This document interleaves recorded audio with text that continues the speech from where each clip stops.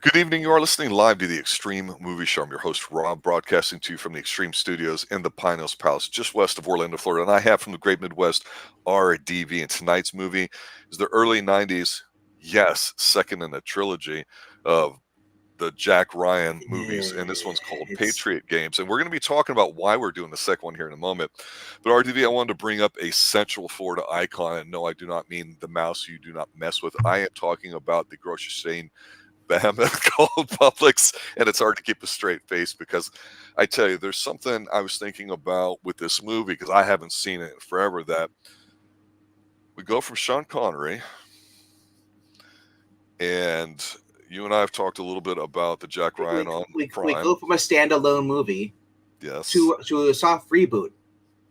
in a sense. And the thing I mentioned about Publix is a massive grocery store is they always buy their stores cash. They know when to do it. They do not fail. A lot of people at the time in the 80s and 90s, as you and I've pointed out here on the Extreme Movie Show, the way culture was changing, especially with Hmm. how big things in the late 80s were like Miami Vice and such, Yeah, is that if you liked government spy thrillers, they had changed at this point.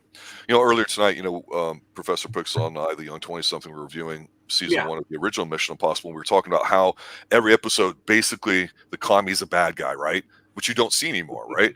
But then here in the 80s, it's like, well, who's the bad guy? Yeah, the communism's kind of whatever, but it was changing. And so yeah. now it got to be more, instead of like spy stuff and James Bond fantasy crap, it became more of these type of thrillers that Thriller. I Yes. seem like to be the new norm. And so it's interesting that you wanted to do this one because you said, hey, let's do that Harrison Ford Tom Clancy film. I'm like, okay, great. And I totally just did not even recall that we had one from before. So we're not going out of order for those listening on any particular reason other than we just wanted to tackle it. But this seemed to be the way things were going in the 90s. There's a bit of Yeah. a long opening statement here, See, but what's your initial take on that? well, initially this movie, I always remember the ending. That's all it's ever played. Whenever I watch TV, it's on. It's always the ending. I always miss the first part, Right. and I always get this movie confused with Clear and Present Danger as far as the order of what comes 1st. Mm-hmm. All I know that young, handsome Sean Bean's in this, and Yes. wow, as it's like Sean Bean should have been a bigger star than he is, which kind of pisses me off because he could have been the action guy. But instead, he kind of became like the one-off villain, and then throw him into Lord of the Rings, which kind of revived his career a little bit. Right. But He was great in no. Frankenstein Chronicles, which you and I covered. Absolutely, it was Yes, fantastic. he's a phenomenal actor. He's a workhorse. And of course, you talk about we had the 80s, we had the Russians, the communists, then you had the Iraqi or whatever, the Middle East. In here, No, Desert Storm and Desert Shield. Yeah. Here, 1994 or 93, it's the IRA. That being said, we're like, IRA. What the hell's that IRA? No, it's basically the Irish Republic Army. They're pissed about what's going on, being occupied by Britain and stuff. They're tired of Brexit and all, or I mean not Brexit, but I mean tired of Britain. They want because at this point they were just joining the United Kingdom, weren't they? We're just about to. It's the Protestants versus the Catholics, and so over in Ireland, there's like Yeah. two sections of it, and so they always go back and forth. And somehow, like the Irish thing we talked about, was definitely prevalent in culture, especially movies for the '90s, kind of, sort of. And Sean Bean has a much better Irish accent than Tommy Lee Jones. But no, I will not argue with you on that. So I love this movie. I saw it on VHS back in the day as a kid. Mm-hmm. Seen it on TV, and then I came across it, and I picked this up for $5 at a Walmart a couple years ago. Oh, nice. Yeah, Blu-ray and stuff. There was a more recent edition. I actually had. Remember they used to do two packs. You get the Harrison Ford movies, Yep. and you clear presentation and that, which I think I might have somewhere upstairs in storage. But no. But when it comes to Jack Ryan, I used to say it's only the Harrison Ford movies because I didn't care for the Ben Affleck one, somehow fears. Right. And Hunt for October is this a Sean Connery movie? It's not a Jack Ryan movie. It's a Sean Connery movie. I don't look at it as being as a Jack Ryan movie because Alec Baldwin is not a good actor and he doesn't really represent Jack Ryan. He's kind of just hey, I'm here. now when I get into Jack Ryan stuff, I skip the Chris Pine one. Don't even care about that. Right. I go straight to the Jack Ryan TV series, which just ended shortly, early this year. I you watch all 3 seasons, which is basically Jack when he's basically is part of the CIA, and then when you're done with that, go to this. This is when he's basically retiring from the CIA. Yep. Um, that's my setup. I love this more. And talking about because you watched the first season, at least watched the two. I think we reviewed the second season here too as well. Uh, when it comes to Greer, you get James Earl Jones in this movie, Yeah. and I like him in this. He's got that commanding voice. But he's kind of just there. He's like in there for a second, he's gone. This is more heavily focused on Jack Ryan, his wife, and his daughter, and then Sean Bean. Not really much seeing Greer in this, which kind of irritated me because I love their friendship, which was really expanded on in the Jack Ryan John Krasinski movie, or not movie, but series.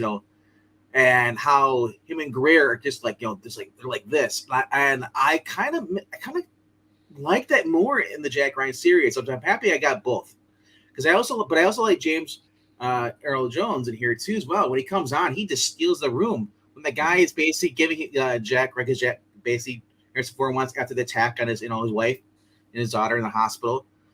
He wants to get back into the CIA, and the guy's giving him, "Well, we don't want you." And I love how James Earl Jones just ripped her up some and just basically just gives the guy shit, basically telling him, "Hey, fuck her, let him in," because where would we be without Jack Ryan?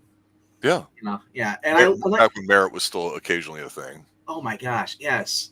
And I love we're going back to the 90s again. 90s, man. The car phones. That's what you had. Yeah. You had pay phones. Everything as far as the cars. The car that Harrison Ford drives in here, it's an ugly ass station wagon. I hate those things. I hate them. I hate them. I hate them. That style he was driving. Those things. Oh, I just want them gone from my memory, gone from forever.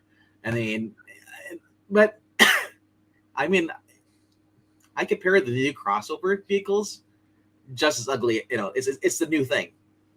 Going from the station wagons, going to that. Now, it's just. Anyway, we're getting off track. I'm saying I love the fact that it takes place in the 90s when this movie was actually made back then, because there's a lot of stuff I forget about 90s. We're so used to the smartphones, everything. Yeah.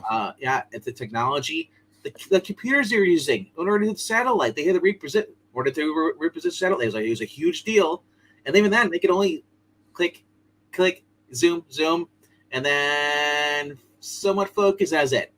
Where now they can actually see you through the house and everything. They have all that technology. Back then, really didn't have it. It's interesting you mentioned some of those things there too, because one of the small themes of the 90s we've brought up, since we say we're 80s based, we've obviously covered a lot more. The technology aspect, usually what's known to the public is a generation behind what they currently have. And so when you started seeing computers, a lot of trying to push into the culture that way, seeing it, Yeah. it was a big deal. And so the focus, though, however, in all these things was still the mission, the techniques needed for stuff and all that too. A lot of times when we see stuff, even like with the new Jack Ryan or some other movies or TV shows, you can see where you got some no-name army person, let's say, in the middle of nowhere in a small little room, and yet we're saying, oh, this is the guy that's going to do the drone strike, and how is this going to be important? Well, I don't care about the guy, but the drone strike's going to happen. And I think that movies back here in the 90s still could get away with focusing on the human element, because you mentioned about the attack with his family and everything too. And it's Harrison Ford. You like Harrison Ford, so you invested in him, right? So all the other stuff was there to support what he was going to do about it, not what the mission is, or how much ass he could kick, or what technology that's out there that allows people to zoom and stuff and all that. That's cool, but it's just a tool that you're supposed to use. And I think we've gotten away from that. Yeah, and the thing I'm watching this, I'm thinking about, like, I'm comparing it to Indiana Jones 5 or the latest one, and the way he reacts stuff, and it's just like, to me, he moves the same. back then, fighting, he does when he's in the latest Indiana Jones. barely. He's not really a physical actor. You know, he's not. He said where Tom Cruise is running around all the time. Yeah. Harrison Ford is kind of like I'll go slow, and then you see him do the action. You know, but he's not running. You know, you're not seeing the stuff. So it's like I it never dawned on me because I didn't think about it. Because I remember parts of Indiana Jones. I'm like, oh yeah, he's doing this. I feel like Indiana Jones movies, he was much more younger. He's probably in his 30s, probably, and was doing more stunts because he wasn't really a big name yet, but he was basically trying to get himself out there. Now that he's basically at this point in the movie, like in this, he's a big star. He doesn't need to. Star Wars, he's getting the Jones under his belt. He doesn't need to do all the action stunts like he used to. So he's kind of slowing down. You can see he's more comfortable in his acting career. But yeah, so Sean Bean's basically wants him and his buddies. They're a faction from the IRA. They want to they're sick of waiting around. They want to do their own way. So they basically, go try to bump off the royal family, but they fail because, well, Harrison Ford's there with his family, and he had just retired from the CIA, and he's there. He basically gets involved, shoots the younger brother Sean Bean, and Sean Bean's arrested. Basically at gunpoint, gets arrested. Sean Bean goes to jail. And one of the see this guy is I forgot his name was Clyde or something. I forget what it was, but he's a getaway driver. He leaves, goes to a bar and tells the guy, hey, we messed up. But don't worry, he's not going to say anything. This guy's tight-lipped. He doesn't talk at all. Which is true. You see Sean Bain's character, even being interrogated, does not say anything at all. But he's got the awesome blue and yellow windbreaker. I love their prison suits colors. I'm expecting orange or pale gray or green, whatever. No. So after that, basically, the guy's like, well, you screwed up. Chris is gonna come talk to you later on. So he said it's how you see him. He's got the sound of Ireland playing. Music video playing on his TV, sitting and he's sipping coffee, and everybody thinks this guy's gonna get killed because you three guys loaded with the shotguns and rifles gonna come kill him. One knocks the door, tell him to get the door, but he doesn't come there, and then all of a sudden you hear this bam, and that guy just gets blown back. Then they pull out. I love this. They see the house. It's real dark. It's on the cliff. The light, and then you see the firefight. The light from the muzzle fire flash. You go boom, boom.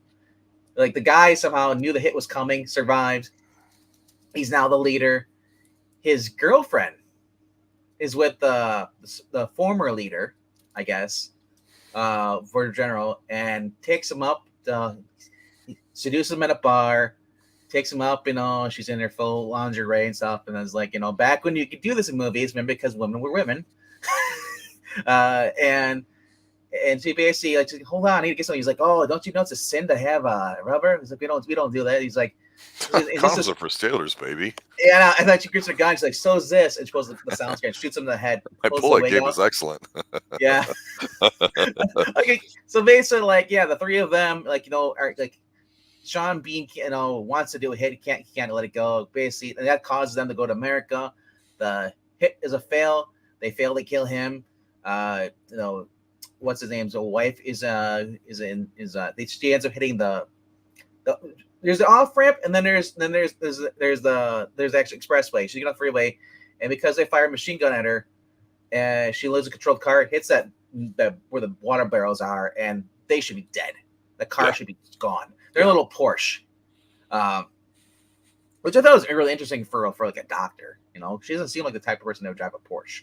But anyway, so after that, basically, as we go back to Jack once again, CIA tracks him down, and this is a movie. Like I said, you can forget everything that's going on in this whole movie. And I don't think I always remember.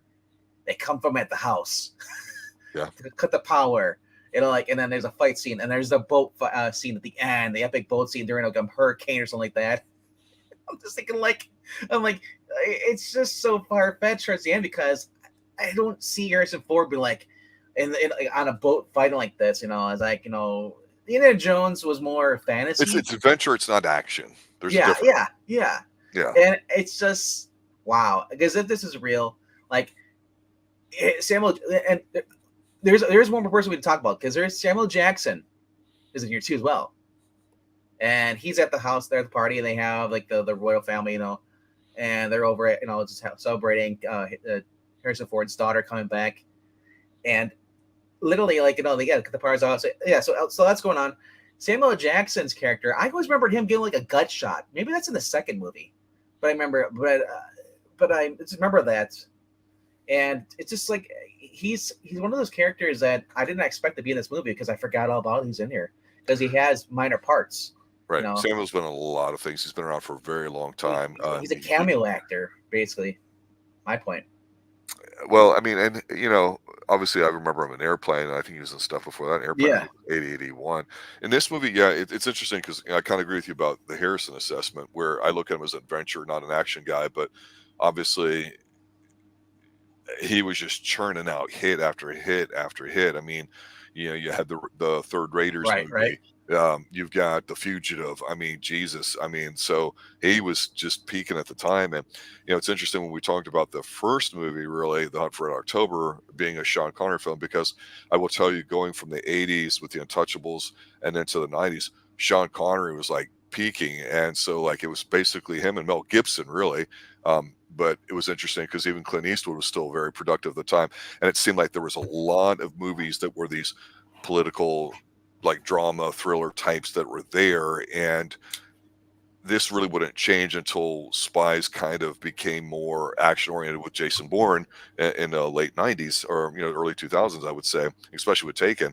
But this would be the template for 20 years, because at this point you're going to have 2 James Bond movies with Timothy Dalton, who was different. And then they had a long break between when you would see Sean Bean in, I believe, 1995 with GoldenEye. And yeah, that's worth its own discussion, its own. But it was very amazing to me, because I agree with you. When we're watching a lot of these 90s types of thrillers, they always seem to involve like Washington, D.C. And I don't feel it was that way before. It's either like New York City, Chicago, L.A., some big American city. Yeah, I mean, and now it's about the government. So we have to have all that in chain reaction. Yeah, I mean, was a Broken Arrow or whatever, the one with the nuclear warheads, or the train, or any of those things? Yeah, that was Christian later, John Travolta, Broken Arrow. Yeah, I'm like, was it? What was the other one? Executive Decision. People like that, but that was an ensemble film, so I don't look at it as being deep and serious. Now, I did know people that had read the Jack Ryan books, and they said, no, they're really good. They're very, for lack of a better word, adult thrillers. They're entertaining. It's not, the action kind of stuff like the Destroyer novels, which Remo Williams was based off, where they're just kind of pulpy action type. There's nothing wrong with that, but to go from the paranoia of the 60s and 70s with stuff like The Conversation with Gene in it, and Gene Hackman, and other films, Roy Scheider, and these types, to where in the 80s now commies are just an easy bad guy that we beat up and we killed thousands of on screen. Now it's or Middle Easterns, like you said, you had Delta Force, you had Iron Eagle. Yeah, and now it's all about the corruption of government and all these things, and it's like, okay. Ironically, that they went to the corruption of government when there is corruption of government. It's like they don't want you to know, so they're gonna making movies because then you're gonna doubt it. It's like, no, it's Hollywood. You're just thinking into things. It's like, well, there was that one that has Clint Eastwood with the FBI. Was it In the Line of Fire? Yeah. Where he sees something bad happening, and I think it's Gene Hackman's the president, and it's like, you're like, yeah, that doesn't sound really exciting. But when you're watching it, you're going, hey, these guys are great actors. You're engaged in them because you like them. I think one of the issues that Professor Pooks and I have talking about Mission Impossible is that it's cool. It's got a neat setup every week, and it's the same goddamn thing over and over again, which we know, and we don't mind it. And the commies are always the bad guy, and so we're wondering if, I had made the comment that there was a lack of a coherent bad person. So when you don't have an outright bad person, you just have a thing you're doing, then you really have to like the characters that you're in more. When here, okay, we don't really know or care too much about the conflict going over there and Sean Bean's character. We know he's the bad dude, whatever. So I feel like this movie's kind of caught in the middle with that stuff. You don't have that one guy that's asshole. I always said that James Bond probably would have been better off as a TV series for a while too, because he could have Spectre being the villain. Blofeld was the villain for a few movies, but it was like only for those few movies, and then the rest of it is like, Okay, now there's no big bad villain anymore. It's just a random terrorist guy.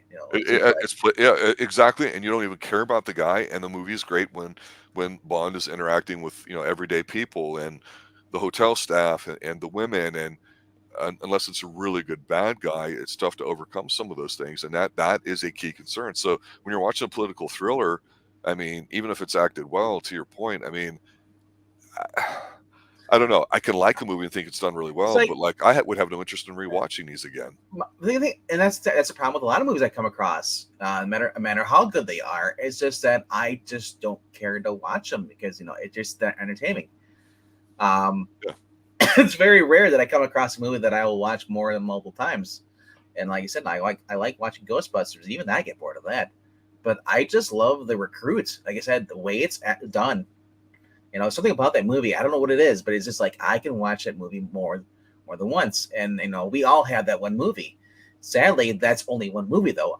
There's a lot of movies like I said, I don't care to own them. There's only a few I'll go and collect because, well, I realize that with everything being physical being going away, if you don't have these, you're going to pay a lot of money just to get them. Just like there's ones that never made off of DVD or to the DVD VHS tapes.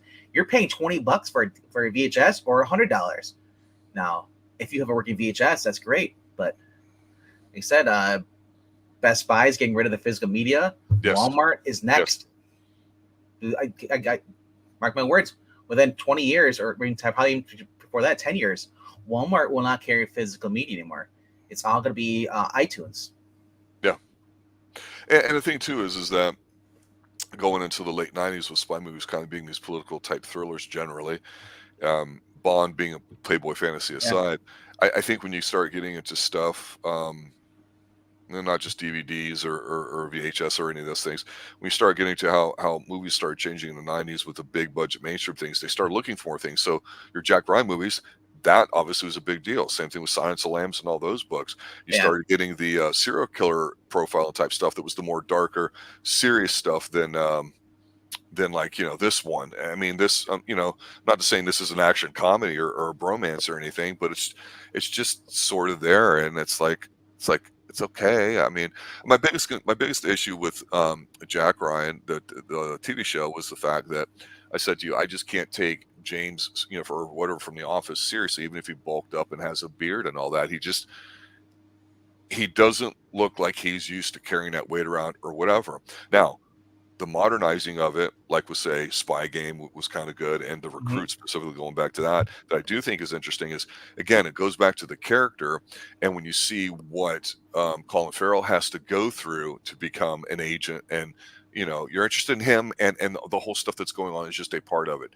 And I feel like sometimes these kind of got out of the way from himself, and people thought we'd actually give a shit about the plots and the motivations of global type of groups and all that. It's like, I don't give a fuck. And if I was watching The World Is Not Enough and you don't know where Azerbaijan is or what's going on there, you don't care. You want to see Bond and Electric King get it on. You know what I'm saying? I got to counter that as far as the John Krasinski not being like he has like physically fit or be the guy, go around doing stuff. Harrison Ford, even Alec Baldwin were never really like good choices as far as being like, if you're going to be a guy who's going around physically doing stuff. I didn't mean to suggest that they were. Harrison Ford was basically just the retired version of Jack Ryan, so he's right. It's like he fits for that part. Yes. For a younger version, though, like I said, they're trying to go with Alec Baldwin. Supposed to be, I don't know how much younger he was than his character was supposed to be, but he's supposed to be in the CIA. But regardless, though, you look at how Jack Ryan is in this movie. He is an analyst still. And he does not like violence as far as killing, but if it's necessary, he will. When they were doing the drone strike, and the one guy's like, "Oh, that's confirmed, Kit. It's gonna kill." And he like looks over and he's just like, "What the hell, dude? You're celebrating someone being killed?" He doesn't have the stomach for it. It still makes him sick. And I like that in the Jack Ryan series, John Krasinski was in the very beginning of the first season. You saw how he was reacting. He was basically throwing up almost. Yeah, no, I don't disagree with that. Yeah. I mean, that is kind of cool. So I do like the fact that they play into that, because until you killed someone, even if you killed someone, it's like it doesn't change you forever. I mean, in the sense where we get used to that. If you get used to killing people, that's where the problem is. And you'll see that with a lot of movies where they say, like, it's not the killing, it's when you use the killing, you feel no remorse. That's when you have an issue. And I like that fact that that's played into the whole Jack Ryan series. Remember, which movie you're watching, he's not really gun happy as far as wanting to kill people, only if it's necessary. And then it's like like I said, I love the fact that he's more instead of being an analyst, he's much smarter than everybody else in the room. I like that. And then he's basically like it's like you don't know what he's like. Was that Saturday Night Live? The guy comes in and it's like a Jimmy Fallon's character. He's like, oh, I'm probably the computer. He's like, move aside. Was that so hard? It's like literally that's what I always liked about his character. He was basically like the smartest person in the room, but people treat him like shit. And then he always made him look like like idiots. So I mean that's one of the reasons I like the Jack Ryan stuff. I do like I work for the FBI, but I'm an analyst. I'm not an ass kicker, shit kicker, stir or whatever. Yeah. And so I'm forced in these situations. I do agree with you on that. And we saw that in movies like The Accountant, let's say, or whatever. Yeah.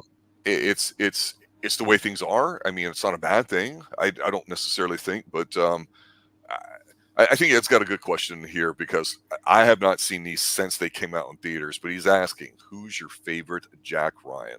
For me, movie-wise, it's always going to be Harrison Ford. I mean, I just love the fact that, it's much more, it's more serious, more well thought out, more planned as movies. The Alec Baldwin one was just like, and I was never, I mean. You're not an Alec Baldwin fan. Not now, but when I first watched the movie, I watched it and I quickly realized this movie is kind of boring because the fact it's not about Jack Ryan. Jack Ryan just happens to be there. And it's all about Sean Connery. You're so drawn into Sean Connery, you forget that Alec Baldwin's there. Yeah. And it's like, it's just, so I can't stand by Alec Baldwin as, him being a good Jack Ryan. And maybe he had someone else, maybe he had an unknown, sub commander that wasn't Sean Connery, maybe. Right. But, then we got Chris Pine, Shadow Recruit, which I thought was okay, but it was too J.J. Abrams. I felt like, it just felt weird. Yeah. It was. I didn't care for that. So when John Krasinski, the guy from The Office, I was skeptical for the TV series, and I just quickly loved the respect they put into each season into the show. I like the supporting cast. I like Greer. I like the fact we get to see more Greer more than we saw him in the movies. Yeah, absolutely. Yeah. Yeah. So it was well balanced out. Now I don't know how it compares to the books though. I'm curious to how much that show was accurate to the books, whatever. But as I said, movies, Harrison Ford, John Krasinski for TV series. Boy. Yeah, and I think I'll agree with you. And then I think Harrison Ford for me. Part of it, I'm going to sit there and say is this.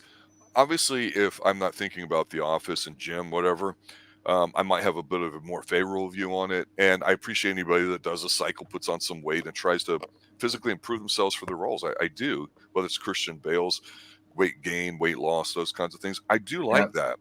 And the whole analyst thing, hey, we're not just about shooting people to get stuff done. We have to use intel. I'm fine with that too. I think Harrison Ford was just the right person at the right time with the casting, to your point, where it just made sense. Now, I'm going to defend Alec Baldwin here a little bit because he's a guy that when I started seeing him in some stuff in the 80s, you can tell he's a talented guy. He does have a charisma to him. And he's the kind of guy that to me now, after 30, 40 years, I go, he really hasn't gotten much better, which he didn't have to. But he was one of those younger guys that you thought, man, he what could he be? Could he be an action guy? Could he be this kind of guy? He seems kind of intelligent. And we see somebody like James Woods, kind of similar, smart guy and all that too. You can see where James Woods took on a lot of different things, whereas Alec Baldwin, I think, just kind of rested on his laurels as far as it goes. Because I agree with you that the first one is a vehicle for Sean Connery, but I think that's the way the story is too, right? This is like you said, when he's retired and he gets drawn into it, and it's kind of like, I kind of don't want to be drawn into it, but I'm kind of forced. That's good. I like that. So I'd have to agree with you about Harrison Ford. And I don't hate Chris Pine, but at this point with Chris Pine, I'm just waiting for it to turn Yeah. into like a rom-com or something. And I think he's capable. I do. I think he's capable of more. He's not physically a big guy, but he's charming and he's got it, and he seems smart too. I don't think he's a bad cast for that. I'm trying to think of the movie that Chris Pine was in where he was the CIA or FBI guy and he was competing for a girl's hand with another guy. I forget what it was called, but it was such a bad movie. But no, but I'm trying to think who would you if you went for a younger because Harrison Ford was already up in age when they did this movie. If they would have went for a younger, or say like even younger than Alec Baldwin or right around there, I'm trying to think who's the big name actors. I'm trying to think like Dennis Quaid. Too old. He's probably the same age as Harrison Ford. I'm trying to think of who you would have picked back in the 90s.